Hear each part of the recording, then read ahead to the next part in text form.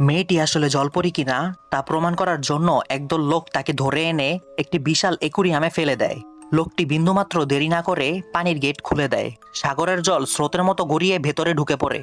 সবাই তখন মজা দেখার জন্য অপেক্ষা করতে থাকে। ঠিক সেই সময়েই ঘটে যায় অদ্ভুত এক ঘটনা। মেয়েটি পানির নিচে পুরোপুরি ঠিকঠাক থাকে। সে সত্যিকারের জলপরীর মতো পানির নিচে শ্বাস নিতে থাকে। লোকটি তখন রাগে গুলি চালান শুরু করে দেয়। মেয়েটি অবিশ্বাস্যভাবে আর নিখুঁত কৌশলে সব গুলি এড়িয়ে যায়। লোকটির পিস্তলের গুলি শেষ হয়ে যায়। সে পিস্তলটি পানিতে ফেলে দেয়। তারপর সে নিজের অজান্তেই পরিষ্কার জলের মধ্যে মেয়েটির দিকে এগিয়ে যেতে থাকে। তারা কিছু না ভেবে মেয়েটিকে একটি বোটে তুলে গভীর সমুদ্রে নিয়ে যায়। এবার যেন সে পালাতে না পারে তাই তার পা দুটো মোটা লোহার চেইনে আটকে সমুদ্রের মধ্যে ফেলে দেয়। উদ্দেশ্য ছিল তাকে জ্যান্ত ডুবিয়ে মারা। মেয়েটি মরতে বসেছিল, তবে পরের মুহূর্তেই সে পানির নিচে সাধারণভাবে নিঃশ্বাস নিতে থাকে। সাবলীলভাবে মোটা চেইন খুলে ফেলে আর পানির